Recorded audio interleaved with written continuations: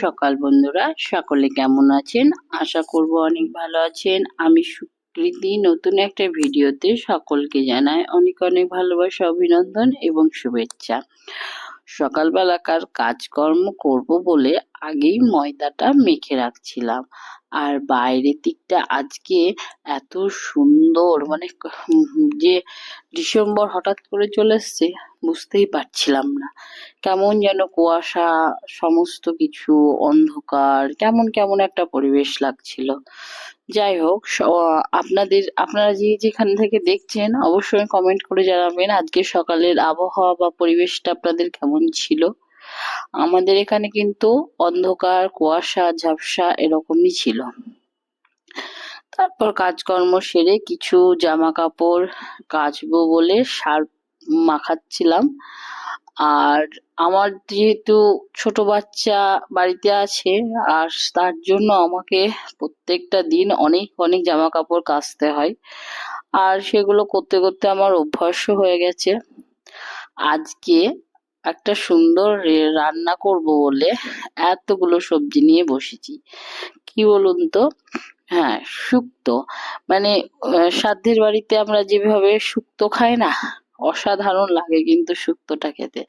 আমি সেরকম ভাবেই আজকে একটা শুক্তো রান্না করব। এখানে সমস্ত সবজি নিয়ে নিয়েছি: আলু, পটল, ডাঁটা, কাঁচা কলা, পেঁপে, বিনস, গাজর, তারপরে করলা, অনেক কিছুই।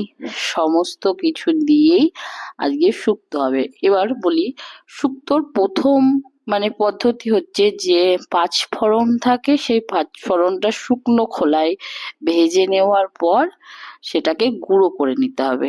আমি প্রথমে ওটা করে নেওয়ার পর বড়ি ভেজে নিলাম। বড়ি ভেজে নেওয়ার পর একে একে সবজিগুলো কিন্তু আমি এখানে ভাজতে বসিয়ে দিয়েছি। প্রথমে পটল, ডাঁটা, আলু, গাজর সমস্ত কিছু দিলাম, পেঁপে, কাঁচকলা, এগুলো দিয়ে কিছুক্ষণ ভেজে নিলাম। বেগুনটা আর তিতো করলাটা পরে দেব, পরে ভাজবো, সেই জন্য রেখে দিয়েছি। এখানে বললাম যে বাটনার জন্য যে পাঁচফোড়নটা আগে শুকনো খোলায় ভেজে নিয়েছিলাম, সেটা গুঁড়ো করে নেওয়ার পর সাদা সর্ষে, কালো সর্ষে, পোস্ত, লঙ্কা সুন্দর করে বেটে নিলাম। আর এদিকে যে পরিমাণ তেল ছিল সেইটুকু তেলেই কিন্তু এখানে বেগুন আর তিতকল্লা আমি ভুজিয়ে দিয়েছি। এগুলো আলাদা আলাদা করে ভাজলেও হবে, আমার সময় অনেক চলে যাচ্ছিল সেই জন্য আমি একসঙ্গেই করে নিয়েছি। যেহেতু ভাজা হয়ে গেছে, এদিকে যে মশলাটা আমি বাটলাম সেটা শুধু জলটা দেব, যেটুকু সর্ষে ছিল সেটুকু চিপে নিচ্ছি, কারণ সর্ষে বেশি খেলে বা সব তরকারিতে দিলে তেতো লাগে। আর এক পোয়ার ওপর দুধ দুধ দিয়ে এটাকে সামান্য হলুদ লবণ দিয়ে নাড়তে হবে, সম্পূর্ণ অল্প আছে।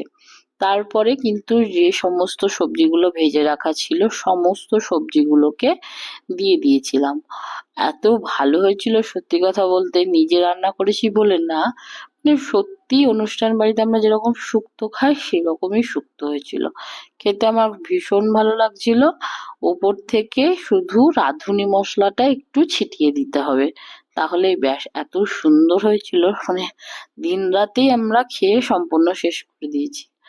এদিকে মা এসেছিল ডাক্তারের কাছে, ডাক্তার দেখাবে বলে।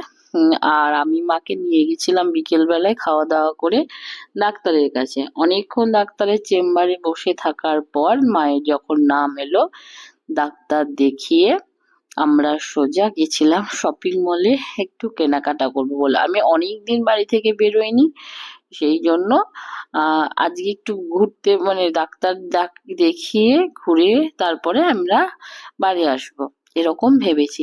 আর আজকে রামনবমী। রামনবমী সকলকে জানায় অনেক অনেক শুভেচ্ছা, অভিনন্দন এবং ভালোবাসা বন্ধুরা।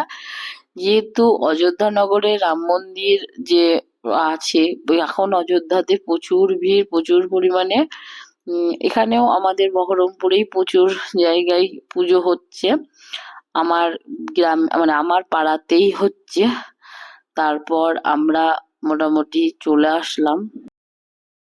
তারপর টোটো চেপে সোজা চলে এসেছিলাম। রাস্তাঘাটে প্রচন্ড পরিমাণে ভিড়, সামনেই যেহেতু ইলেকশন, ভীষণ পরিমাণে ভিড়, পুজো চারিদিকে, রমরম করছে, মানে রাস্তায় যে হেঁটে যাওয়ার জো নেই। সেই জন্য আর বেশি দেরি না করে একটা টোটো করে নিয়েছিলাম, যাতে মানে আমরা দোকানের মধ্যে পৌঁছে যেতে পারি।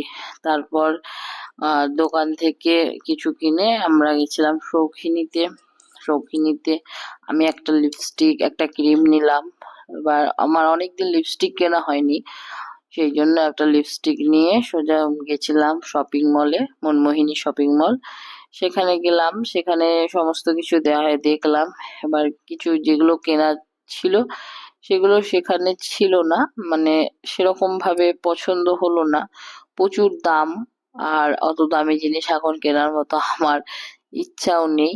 তাই নর্মাল যে দোকানগুলো হয় সেই দোকানগুলোয় গিয়েছিলাম। আমি নিতাম বেড কভার ৩-৪টে, কিন্তু ওখানে দেখলাম যে বেড কভার মানে একটু ভালো নিতে গেলে ৮০০-৯০০। এবার ৮০০-৯০০ টাকা দামের বেড কভার বিছানায় পাতবো দু দু তিন ৩ দিনকার জন্য। মানে আমার আগেই বলেছি বাচ্চা আছে, আমাকে একদিন অন্তর অন্তর বেড কভার চেঞ্জ করতে হয়। তো সেই জন্য আমি একটা নর্মাল দোকান থেকে ২-৩টে বেড কভার নিয়ে এসেছিলাম। তারপর আমাদের পাড়াতে যেহেতু রামনবমী পুজো হচ্ছিল, আর অনেকটা রাত্রে হবে বললো, সবে সবে ঠাকুরটা এনে রেখেছিল, তাই তোমাদের একটুখানি দেখাতে পারলাম। আর এদিকে বাড়ি এসে আমি রাত্রের ওই যে সকালবেলায় বললাম ময়দা মেখে রেখেছিলাম, এবার তখন আর রান্না করা হয়নি তাড়াহুড়োর মধ্যে। তাই এখন রাত্রের করছি পরোটা, আর পাশে করছি তরকারি। এই দিয়েই হবে আজ আমাদের রাত্রের খাওয়া দাওয়া। আর দেখো আমার খাওয়া দাওয়া অলরেডি মানে খাবার তৈরি হয়ে গেছে। আর খাওয়া দাওয়া শেষে একটু মিষ্টি মুখ করে আমার দিনটাকে, রাত্রিটাকে শেষ করলাম। শুভ